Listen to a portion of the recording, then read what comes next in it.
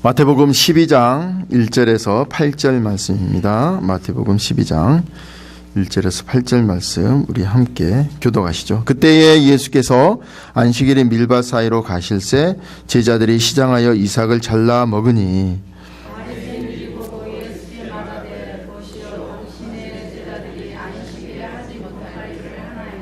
예수께서 이르시되 다윗이 자기와 그 함께한 자들이 시장할 때에 한 일을 읽지 못하였느냐.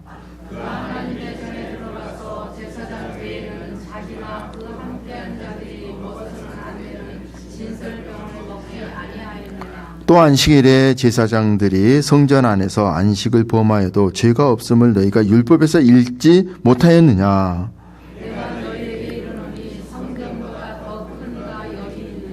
나는 자비를 원하고 제사를 원하지 아니하노라 하신 뜻을 너희가 알았더라면 무지한 자를 정죄하지 아니하였으리라. 인자는 안식일의 주인이라 하시니라. 아멘. 우리가요, 이 신앙생활 하는 데 있어서 미신적인 요소가 많이 있는 것 같아요. 그 중에 하나가 대표적인 게 이 주일 성수가 아닌가 이렇게 생각을 합니다. 왜냐하면 이 어떤 일이 있어서 이 주일날 이 예배에 참석하지 못하면 마치 하나님이 벌을 주실 것 같은 그런 생각이 이렇게 든다는 거죠.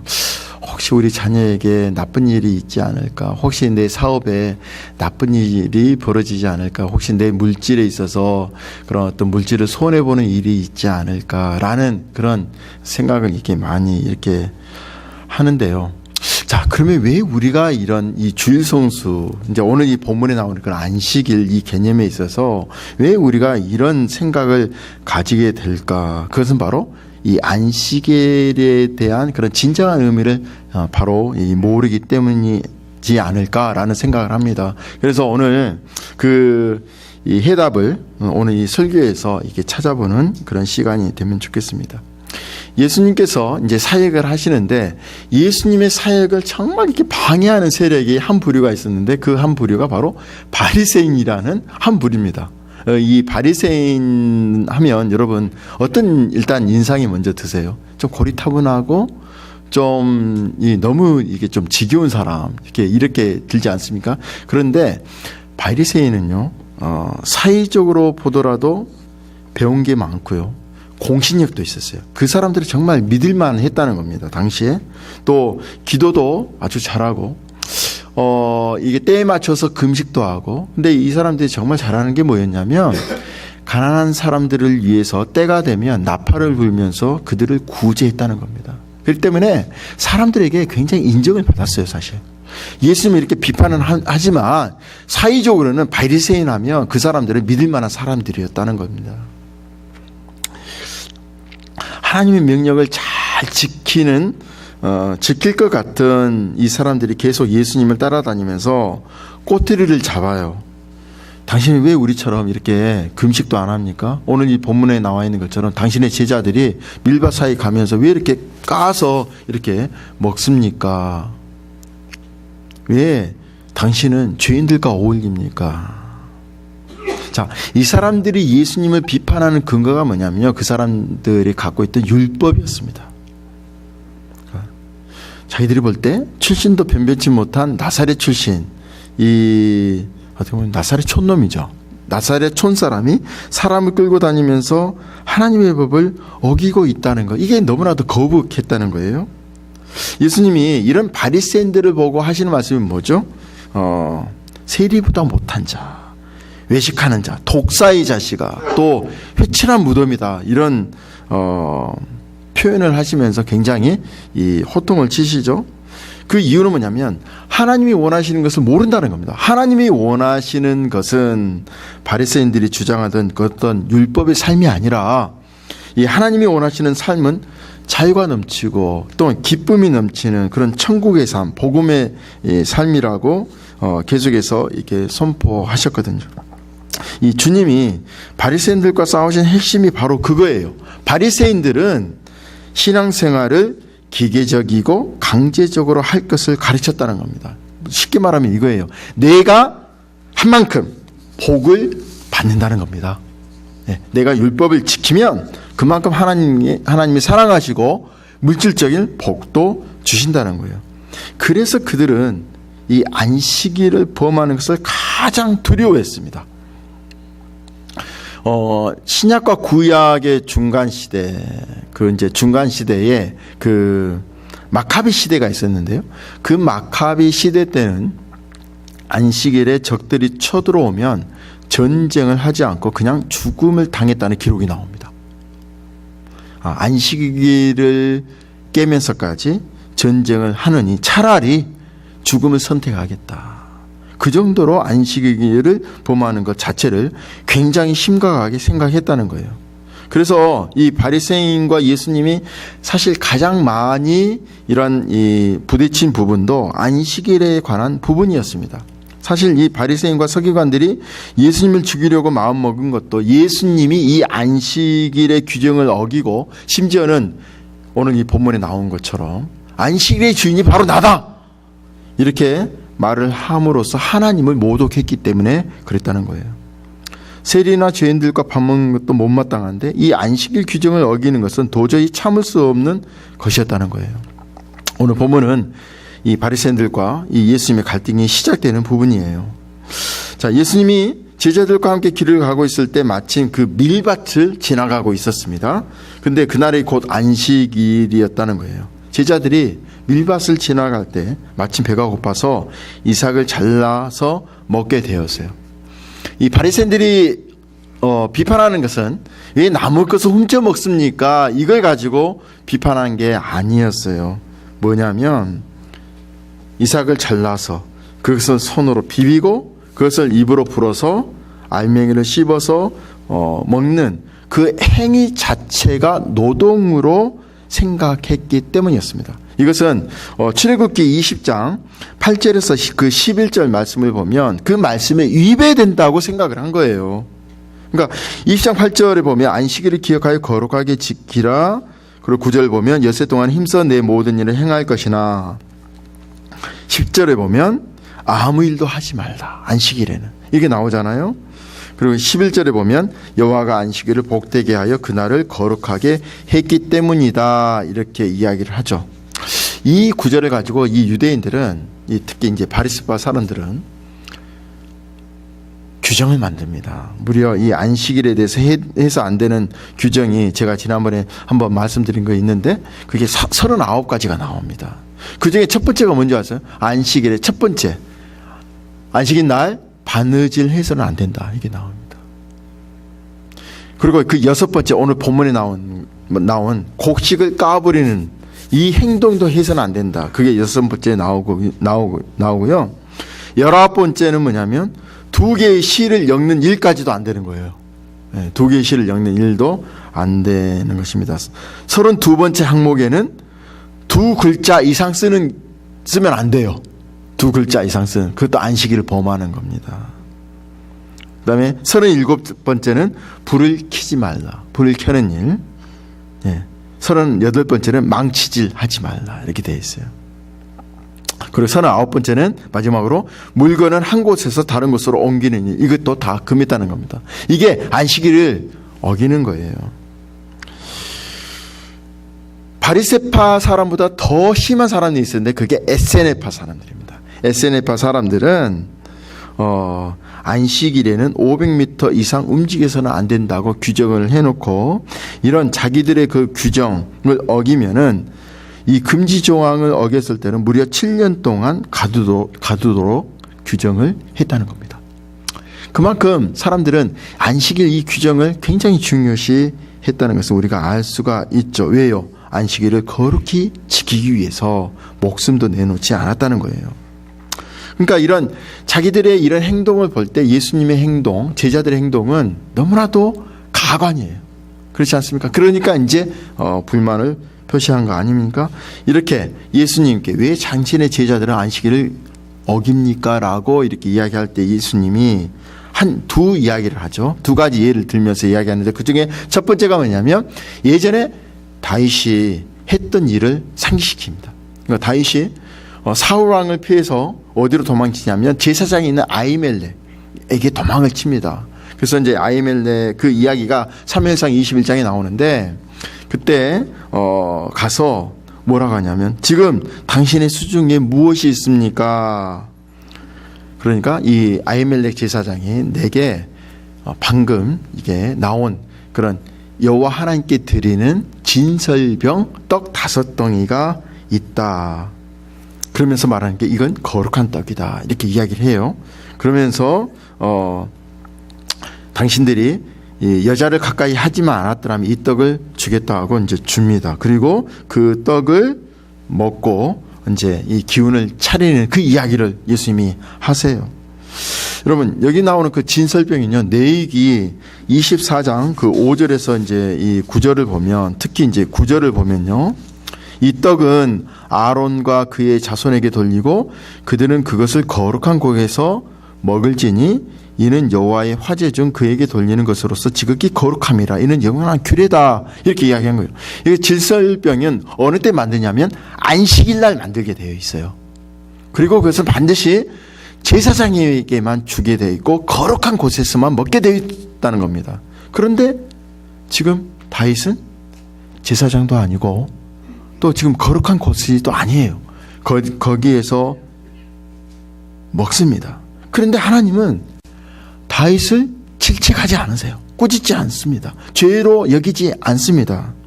왜 그럴까요?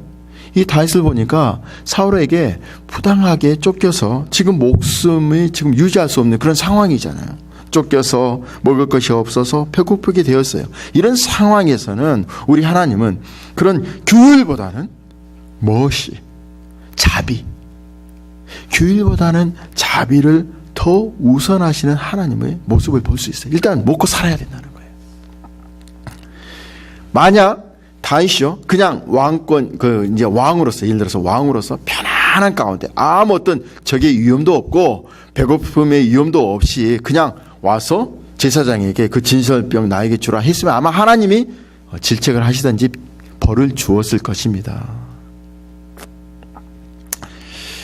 다윗을 위대한 왕으로 생각하는 그런 바리새인들, 그 위대한 다윗이 규례를 사실 깨뜨렸다는 것을 예수님이 딱 상기시키는 거예요. 그러면서 예수님이 그런 말씀을 하시죠. 안식일이 사람을 위하여 있는 것이지 사람이 안식일을 위하여 있는 것이 아니다. 이런 말씀을 하시는 거예요. 그러니까 사람이 중요하다는 거예요. 그리고 이제 또 다른 예를 드시는 게 뭐라고 하냐면 안식일에 제사장들이 성전에서 안식을 범한 경우도 있다는 겁니다. 그게 민수기서 28장 9절 한번 보십시오. 여기 보시면 안식일에는 1년 되고 흠 없는 순양 2마리와 고운 가루 10분의 2의 기름 섞은 소재와 그 전제를 드릴 것이니. 이 말이 뭐예요? 안식일에 뭘 드려요? 1년 되고 흠 없는 순양 2마리를 드리기 위해서는 뭐를 해야 됩니까? 양을 잡아야 되겠죠? 그것은 노동이라는 것입니다. 안식일 규정은 사실 어기게 된다는 거예요. 그러나 죄가 없는 것으로 간주된 이유가 뭘까요? 그것은 바로 하나님을 섬기는 일을 했기 때문에 그렇다는 겁니다. 그러니까 성전의 그 제사를 통해 백성들의 죄를 사하는 그런 일 했기 때문에 그것은 노동이, 비록 노동이라는 것은 했지만 그것은 죄로 구분되지 않았다는 거예요. 주일날 우리 하나님의 일을 섬기는 일 하는 거, 이건 마땅하다는 것입니다. 자, 예수님의 제자들이 이삭을 잘라 먹은 노동, 이것은 제사장이 순양을 죽이는 노동에 비하면 노동도 아니다는 것입니다. 그러니까 그 노동의 양을 통해서 이 안식일을 범하는 것은 이야기할 수 없다는 것을 지금 이야기를 하고 있어요. 자, 이쯤에서 이 안식일에 대해서 우리가 구체적으로 알아보는 것이 필요한데, 자, 이 안식일을 지킨다는 것이 무엇인가? 그것은 바로 언약 백성의 표징이라는 것입니다. 이스라엘 백성이 애굽에서 종살이하고 있었어요. 그런데 우리 하나님은 어린 양의 피를 문설주에 바르고 그것을 통과한 그런 이스라엘 백성만 홍해를 가르고 광야로 인도하십니다. 그러니까 하나님이 무슨 언약을 주시냐면 그런 이스라엘 백성을 향해서 너는 나의 백성이 되고 나는 너의 하나님이 될 것이다. 이게 하나님의 언약이에요. 어린 양이 문설주를 통과한 백성만이 하나님의 자녀가 되고 나는 그런 자녀의 아버지가 되겠다. 그게 하나님이 약속하신 언약입니다. 이 타락한 아담의 그런 후손들 중에서 하나님의 택한 백성들을 택하여 주셔서 예수 그리스도의 그 피로 그들을 구원해 내시고 그들에게 영원한 천국 생명을 허락하시겠다는 것이 실제 언약의 실제라는 거예요. 바로 이 안식일이 그 표징이었다는 겁니다. 그러니까 이렇게 어린 양의 피로 문설주의 피를 받은 그러한 통과한 백성들만이 앞으로 살아가야 될 백성으로서 표징이 뭐냐? 그것은 안식일을 지키는 것입니다. 자, 그러면 그 언약 밖에 있는 사람들은 어떻게 되죠? 자, 그리스도의 죽음으로 말미암아 구원을 얻게 된 우리들 이외에 나머지는 어떻게 되는 겁니까? 그것은 사망이란 거예요. 지옥으로 가는 것입니다. 그래서 그 언약의 표징인 안식일을 범하면 하나님께서 죽이라고 엄명을 내리신 거예요. 그러니까 그 안식일을 떠난다는 것은 그 언약 백성을 떠난다는 의미죠. 언약 백성을 떠난다는 것은 죽음이다. 그것을 보여주기 위해서 이렇게 죽게 된다. 그 언약 밖에 있는 자들은 반드시 이렇게 죽게 된다는 것을 상징적으로 보여주기 위해서 죽이라고 하셨다는 겁니다. 토요일이 뭔가 범상치 않는 어떤 그런 대단한 날이라서가 아니라 그날이 갖고 있는 그 날이 상징하고 있는 것이 바로 하나님의 언약으로 말미암아 얻게 될 영생이고 구원이기 때문에 그 날을 지키지 않는 자들은 죽게 된다는 거예요. 그러니까 진짜 복음을 설명하기 위해서 그렇게 하셨다는 거예요. 그래서 이스라엘 사람들 중에 할례를 받지 않거나 안식일을 어기면 그 언약의 표징을 행하지 않게 되는 것이고 그 언약 밖에 있는 사람을 간주해서 죽였다는 겁니다. 상징이란 거예요. 그러니까 그 안식일은 바로 궁극적으로 누구를 상징합니까? 예수 그리스도를 상징했다는 거예요. 그리고 예수로 말미암아 완성될 진짜 참 안식, 그게 뭡니까? 영생이에요. 그 영생의 표징이었던 게 안식일이었다는 겁니다. 그래서 사도 바울이 골로새서 2장 16절에서 17절 이렇게 선포하고 있죠. 함께 있죠. 자, 시작. 그러므로 먹고 마시는 것과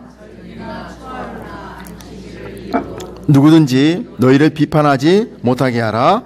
이것들은 장래일의 그림자이나 몸은 그리스도의 것인지라. 보세요. 안식일은 장래일의 그림자라는 것입니다. 실체가 누구예요? 그리스도라는 거죠. 이제 정확해졌죠?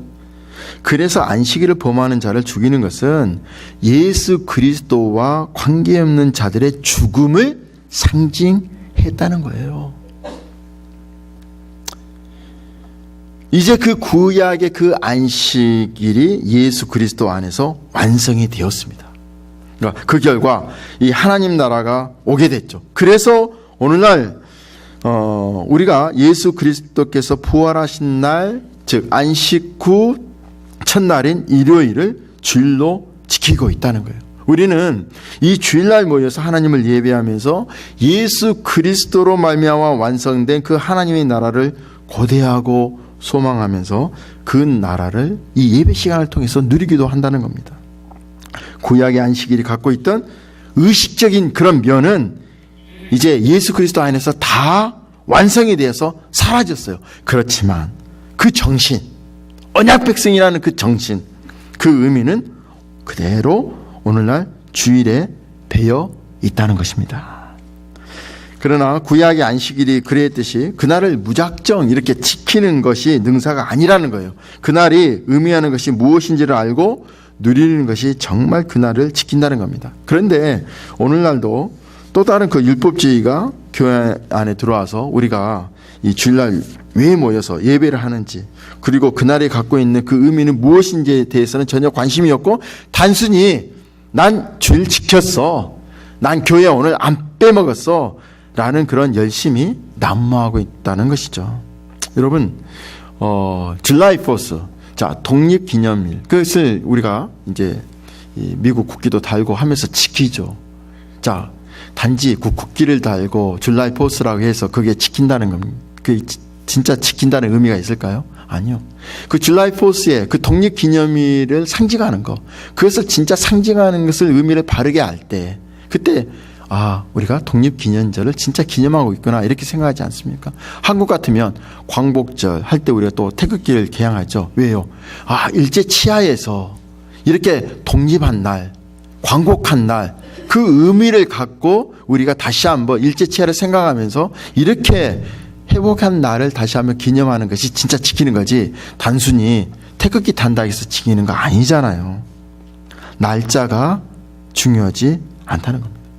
그래서 켈빈이 날짜가 중요하지 않다는 것에 대해서 이 기독교 강요에서 이런 말을 합니다. 제가 읽어드릴게요. 그리스도께서 이 땅에 오심으로 이 계명의 의식적인 부분이 폐지되었으면 의심의 여지가 없다.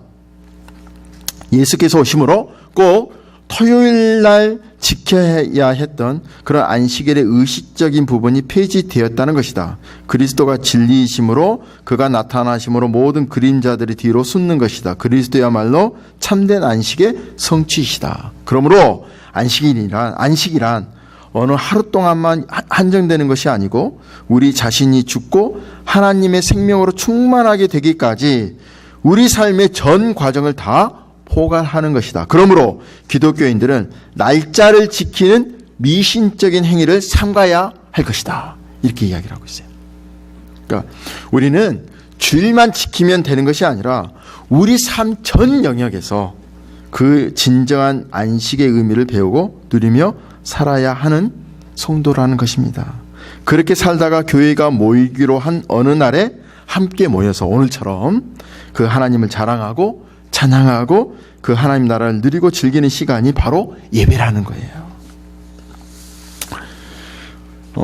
그래서 켈빈이 계속해서 이런 말을 합니다. 그러나 어떤 정해진 날을 택하여 성도가 모여 하나님의 말씀을 듣고 신비한 떡을 떼며 공적으로 기도하며 일꾼들을 노동해서 쉬게 해주는 것이 중요하다. 그렇게 나를 정해놓지 않으면 어떻게 그런 모임을 가질 수 있겠는가? 혹 어떤 사람은 나를 구별하는 폐단을 없애기 위해서 날마다 모이자고도 한다. 그러면 그렇게 날마다 모일 수 있다면 얼마나 좋겠는가? 하지만 그것은 실로 불가능하다. 그래서 일정한 시간을 영적인 지혜를 위해서 정하는 것은 진실로 가치 있는 일이다. 그래서 주일을 이렇게 정했다는 게 가치 있는 일이라는 겁니다. 그래서 우리는 일요일로 그날을 정했다는 거예요. 그래서 여러분은 그날을 소중하게 생각하셔야 된다는 겁니다. 부득이한 경우가 아니면 꼭 함께 모여 이 하나님의 말씀을 듣고 성찬을 함께 나누고 기도하고 쉼을 갖는 것이 필요하다는 거죠.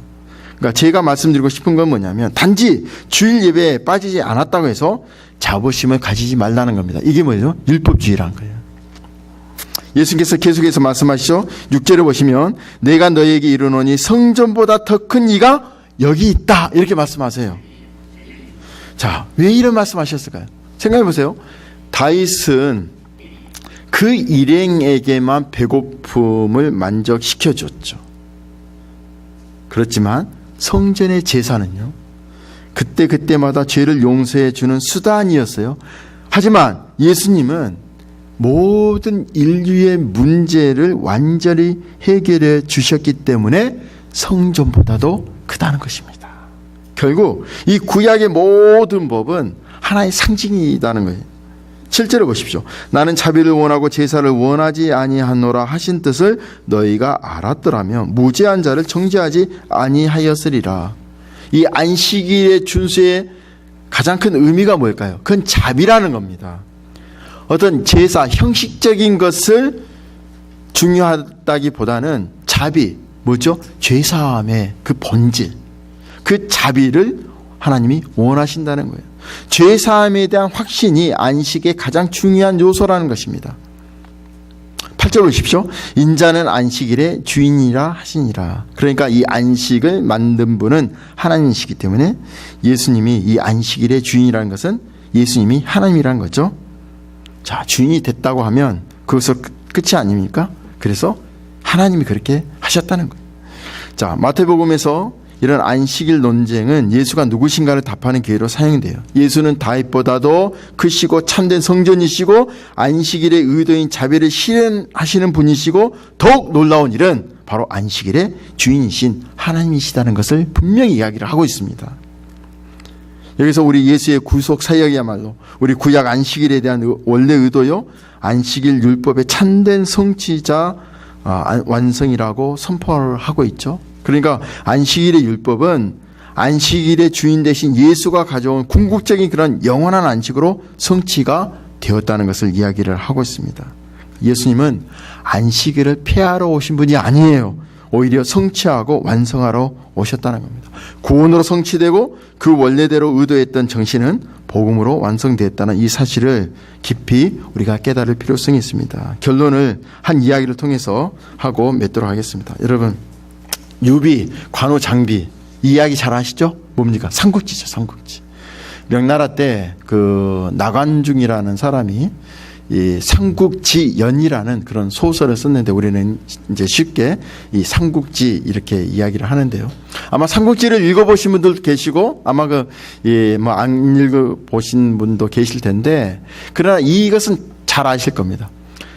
특히 유비, 관우, 장비, 그 도원 계리, 그 복숭아, 그 꽃이 핀 그런 이 정원에서 형제의 의를 맺었던 도원 계리, 이것은 아마 여러분들이 다 아실 겁니다. 그러니까 유비가 당시 이제 역사적으로 보면 유비, 조조, 손권 해서 이 세 사람이 그 중원을 이렇게 이제 주물렀던 그런 역사적으로 실제 존재했던 사람들인데, 그 유비에게 있어서 가장 소중한 존재가 누구였냐면 관우와 장비였어요. 근데 마음속으로 한 사람 더 이렇게 사모하는 부하가 있었습니다. 그 사람이 뭐냐면 조자룡이었어요. 조자룡.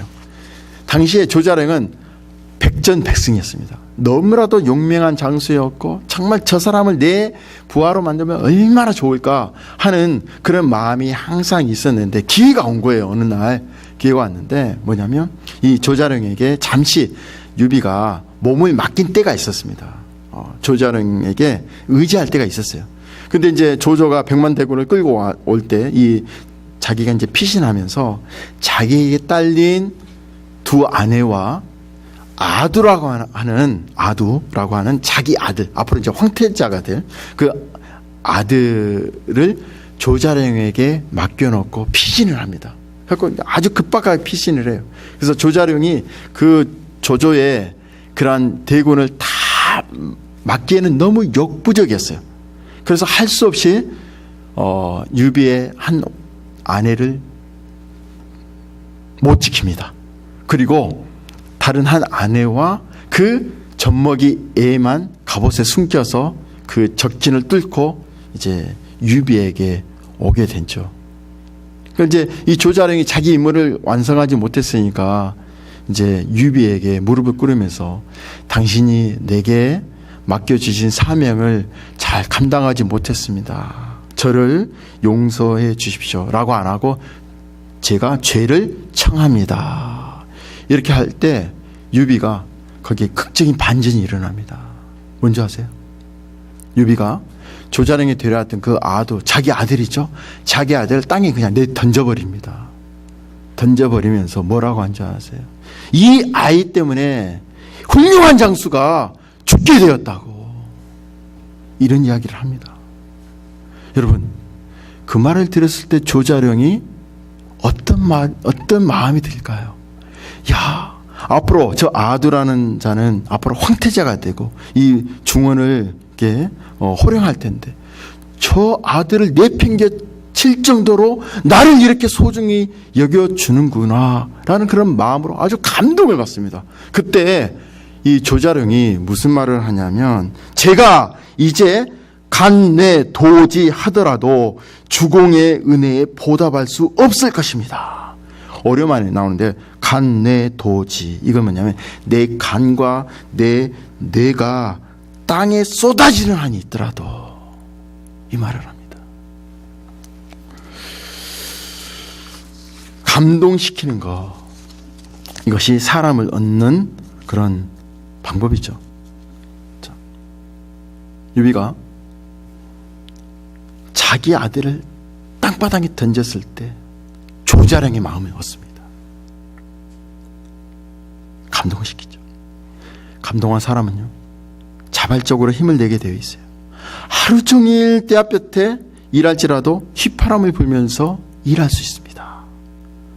복음에 감동된 사람은요, 하지 말라고도 합니다. 헌금 이야기 안 해도 헌금합니다. 주일성수 이야기 안 해도 주일성수합니다. 기도에 나오지 말라고 해도 기도에 나옵니다. 똑같이 신앙생활 하는데 어떤 사람은 항상 불평불만을 갖고 있어요. 똑같은 말을 듣는데 어떤 분은 눈물 콧물 흘리면서 감동을 받는데 어떤 분은 설교가 어떻고 저 말씀이 어떻고 이렇게 이야기를 할 수 있다는 겁니다. 똑같이 구역을 섬기는 구역장인데 어떤 분은 구역 모임 하는 것이 그 자체로 기대가 되고 힘이 되는데 어떤 구역장은 언제 방학하냐고 그런 이야기를 할 수 있고, 똑같이 식당에서 설거지 하는데 어떤 사람은 찬송을 부르면서 하고 어떤 사람은 입만 설거지 한다는 겁니다. 그 차이가 어디 있습니까? 그것은 감동이 없기 때문입니다. 감동이 있고 없고의 차이가 바리새인과 그리스도인의 구분점이 되게 된다는 거예요. 여러분은 바리새인입니까? 아니면 그리스도인입니까? 바라기는 이 자리의 모든 성도들이 복음에 감동한 그런 그리스도인이 되기를 바라고요. 유비는 조자룡의 마음을 얻기 위해서 자기 아들을 내팽개치는, 사실 그 마음은 어떻습니까? 아들을 자치지 않겠다는 마음이 있겠죠. 네. 그런 마음으로 조자룡 마음을 얻었죠. 다 어떻게 보면 다 짜고 하는 그런 술수일 수도 있어요. 그렇지만 우리 하나님은요, 자기 아들 예수 그리스도를 십자가에 죽여버립니다. 우리의 마음을 얻기 위해서 했을까요? 유비는요, 조자룡이라는 그런 장수를 얻기 위해서 그런 것을 했지만 우리 하나님은 꼼수를 부리지 않으세요. 우리 하나님 그냥 사랑하시기 때문에 아들을 죽이신 거예요. 조자룡이 아들을 내팽개친 거에 감동을 받았죠. 여러분, 예수 그리스도를 내팽개치신 하나님의 마음 감동되십니까? 그러면 어떻게 돼요? 예수님을 내팽개치면서 우리에게 진짜 안식을 주셨잖아요. 그러면 우리는 날마다 그 안식에 들어가는 삶을 살아가야 되지 않겠습니까? 그게 감동받은 성도이지 않겠습니까? 이런 감동으로 모든 신앙생활을 하시는 여러분이 되시기를 주 이름으로 축원드립니다. 기도하겠습니다. 하나님 아버지, 예수님으로 인하여 영원한 안식을 누리게 된다는 이 안식일의 진정한 의미를 바로 깨닫고